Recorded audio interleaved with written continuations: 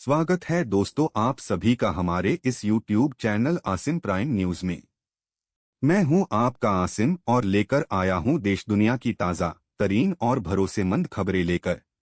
लेकिन आपने अभी तक हमारे इस YouTube चैनल को सब्सक्राइब नहीं किए हैं तो सब्सक्राइब जरूर कर ले ताकि देश दुनिया की खबरें सबसे पहले आप तक पहुंच सके। तो आइए शुरुआत करते हैं। ईरान, इजराइल और अमेरिका जैसे देशों से निकलकर आई है बड़ी अपडेट और हमारे सहयोगी जुड़ चुके हैं अशोक कुमार पांडे और स्वागत करते हैं अशोक कुमार जी का आज की सबसे बड़ी खबर देने के लिए है। देखिए ये पूरी रिपोर्ट। शुरुआत कीजिए अशोक कुमार जी।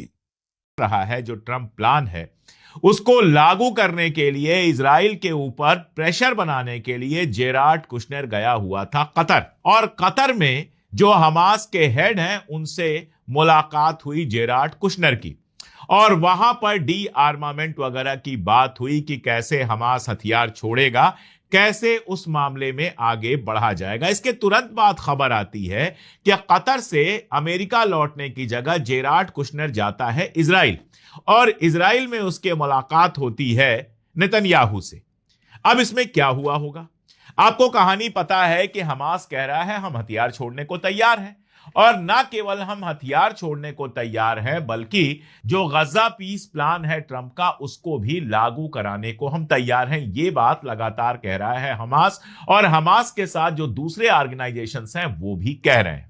लेकिन उनकी शर्त बिल्कुल साफ है कि हम गद्दी छोड़ देंगे, हमारी जगह आप सिविलियन ऑफिसर्स को बिठा दीजिए जो यहां का एडमिनिस्ट्रेशन संभालेंगे रोज बरोज का। लेकिन उसके पहले इजराइल को अपनी आर्मी को पीछे हटाना होगा। जब तक इजराइल की आर्मी गजा की जमीन पर है तब तक हम हथियार नहीं छोड़ेंगे। येलो लाइन जो बनी थी उसके पीछे हटना पड़ेगा इजराइल को, और फिर फाइनली पूरे गजा से हटना पड़ेगा इजराइल को। यह शर्त रखी थी हमास ने, और नेतन्याहू का कहना था कि हम गजा को बिल्कुल नहीं छोड़ेंगे, फलस्तीन को कभी आजाद मुल्क अपने जीते जी मैं नहीं बनने दूंगा, और अपनी आर्मी हम वहां से नहीं हटाएंगे। अब जो बातचीत पूरी हुई थी, जो सीज फायर हुआ था गजा के साथ, या यूं कहें कि फलस्तीन के साथ, या यूं कहें कि हमास के साथ, जो सीज फायर हुआ था उसमें यह शर्त थी कि इजराइल अपनी आर्मी को हटाएगा, पहले येलो लाइन पे रखेगा, फिर और पीछे आएगा, और फिर फाइनली वहां से हटा लेगा। यह तय पाया गया था। तो ट्रंप का अगर पीस प्लान लागू होना है, ट्रंप का अगर गजा पीस प्लान लागू होना है, तो उसके लिए सबसे जरूरी है कि जो सीज फायर ट्रंप ने करवाया था उस सीज फायर को लागू किया जाए। तो उसकी एक शर्त यह है कि हमास हथियार छोड़े, हमास उसके लिए तैयार है, लेकिन दूसरी शर्त यह है कि इजराइल अपनी आर्मी को हटाए, इजराइल उसके लिए तैयार नहीं है। अब इस बैकग्राउंड में इन मुलाकातों को आप देखिए। जेराड कुशनर जब वहां गए होंगे तो हमास ने यह बताया होगा कि हम तो हथियार छोड़ने को तैयार हैं, लेकिन सीज फायर की दूसरी शर्त भी पूरी कराइए, इजराइल को पीछे हटाइए। और मुझे लगता है कि जेराड कुशनर इजराइल में नेतन्याहू को यही कहने गए हैं कि अपनी आर्मी को गजा से पीछे हटाना शुरू करो। यह बात मैं क्यों कह रहा हूं? मैं इसलिए कह रहा हूं कि इजराइल के अखबार जिस तरह से इस खबर को छाप रहे हैं उसमें यह कहा जा रहा है कि अमेरिका इजराइल के ऊपर गजा पीस प्लान लागू करने के लिए प्रेशर बना रहा है।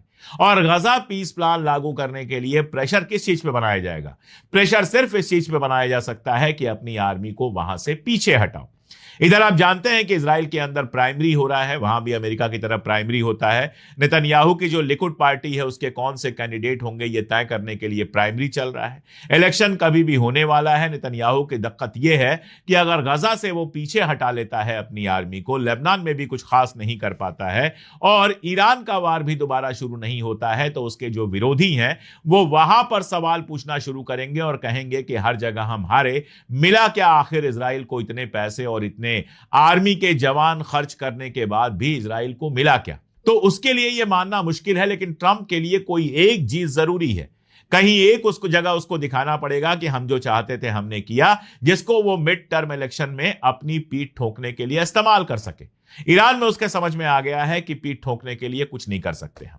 अगर दोबारा जंग शुरू होगी, और वो हो सकती है, तो रोज अमेरिकी आर्मी के लोगों के मरने की खबर आएगी, अमेरिकी अड्डों के उड़ने की खबर आएगी, और इजराइल के अंदर भी बम गिरेंगे। लड़ाई लगातार बड़ी होती चली जाएगी, और जमीन पे पैर रखने की कोशिश की तब तो कितने अमेरिकी सैनिक मारे जाएंगे ये गिन पाना भी मुश्किल होगा। तो मुझे लगता है कि यूएई से पैसे दिलवा के कुछ और करके ईरान से वो किसी तरह से कोई समझौता चाहता है और गजा में चाहता है कि ये पीस प्लान पूरी तरह से लागू हो जाए, कम से कम लागू होना शुरू हो जाए, हमास अपने हथियार रख दे, बिल्डिंग्स कुछ बननी शुरू हो जाए जिनकी तस्वीरें और बाकी सारी चीजें लगाकर वो अमेरिका में ये बता सके कि हमारी जीत हुई है। लेकिन नेतन्याहू क्या उसका खेल पूरा होने देगा? मुझे लगता नहीं है कि वो पूरा होने देगा, क्योंकि इधर कुशनेर से मुलाकात हुई और उसके बाद फिर गजा में बमबारी शुरू हो गई जिसमें कई लोग मारे गए।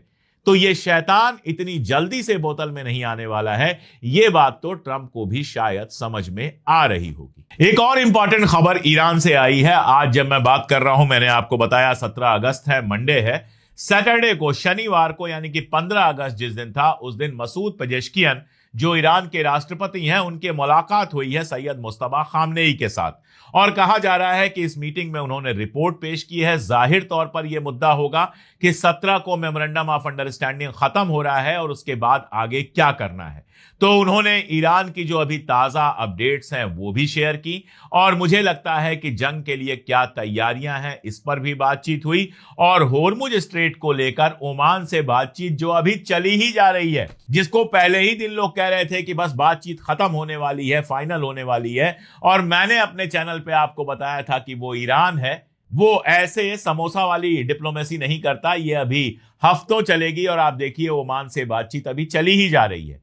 इन सारी चीजों के बारे में ऐसा लगता है कि पेजेश्कियन साहब की जो मुलाकात हुई है सैयद मुस्तफा खामनेई से, उसमें डिस्कस किया होगा, सारी बातें आई होंगी और जो एक थ्योरी चल रही थी कि सैयद मुस्तफा खामनेई बहुत बीमार हैं, बात करने की कंडीशन में नहीं है, वो सारी थ्योरीज अब गड्ढे में चली गई हैं। अब एक बार फिर से सैयद मुस्तफा खामनेई हयात हैं और काम कर रहे हैं, ये बात इस्टेब्लिश हो गई। तो ईरान हर चीज के लिए तैयार है कि कुछ भी हो सकता है। इस बीच में खाड़ी कंट्रीज से भी उसने कुछ प्रेशर बनाए हैं। कतर पे उसका कहना है कि जिस समय कतर पर लड़ाई चल रही थी, कतर के ऊपर उसका जहाज था, उसके 2 पायलट जहाज के खत्म होने के बाद कतर में लैंड करते हैं, जिनको कतर ने गिरफ्तार करके रखा है, ये कहना है ईरान का। और उसने कतर से कहा है कि इन दोनों को वापस करो। हालांकि कतर के जो फॉरेन मिनिस्ट्री के प्रवक्ता हैं माजिद अल अंसारी, उनका कहना है कि हमारे पास कोई भी ईरानी पायलट नहीं है। अब आगे देखते हैं इस पर क्या होता है। उनका यह कहना है कि पायलटों से हमने कांटेक्ट करने की कोशिश की थी और कोई जवाब हमको नहीं मिला, उसके बाद ही हमने उस पर गोलाबारी की थी जिसमें जहाज को नुकसान पहुंचा।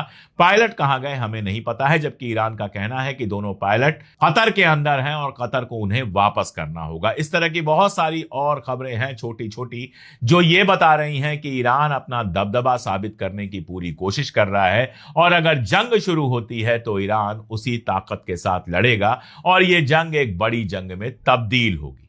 तो मुझे लगता है कि आने वाले कुछ दिनों में कुछ चीजें बहुत क्लियर होंगी। पहली बात तो ये कि जंग दोबारा शुरू होगी या शर्तें मानी जाएंगी ईरान की, और दूसरी बात ये कि क्या गजा पीस प्लान अमेरिका लागू करा पाएगा, ट्रंप लागू करा पाएगा, या दोबारा वहां पर हिंसा शुरू होगी और नेतन्याहू को अमेरिका कंट्रोल नहीं कर पाएगा। ये वो 2 सवाल हैं जिनके जो जवाब आएंगे उससे तय होगा कि मिडिल ईस्ट और दुनिया आने वाले वक्त में किस तरफ जाएगी। जब जैसे जैसे जो डेवलपमेंट होगा हमेशा की तरह मैं लगातार अपडेट करता रहूंगा। आप भी हमेशा की तरह वीडियोस देखते रहिए, दोस्तों रिश्तेदारों को भेजते रहिए और अगर चैनल को अब तक सब्सक्राइब ना किया हो तो सब्सक्राइब जरूर कर लीजिए। आज के लिए इतना ही।